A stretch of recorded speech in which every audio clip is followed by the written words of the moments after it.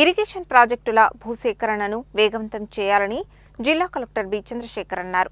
Revenue, irrigation అధికారులతో ప్రాజెక్టుల భూసేకరణపై సమీక్షా సమావేశం నిర్వహించారు. గురువారం కలెక్టర్ తన ఛాంబర్లో రెవెన్యూ, ఇరిగేషన్ అధికారులతో ప్రాజెక్టుల భూసేకరణపై సమీక్షా సమావేశం నిర్వహించారు.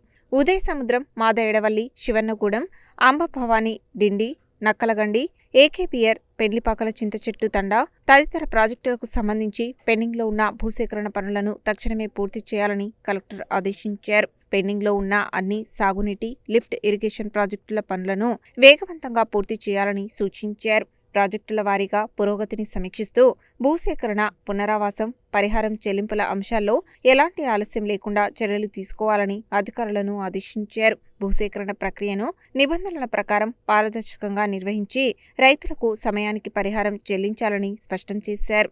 ప్రాజెక్టులు పూర్తయితే వేల ఎకరాలకు సాగునీరు అందుతుందని, రైతులకు ప్రత్యక్ష లబ్ధి చేకూరుతుందని తెలిపారు.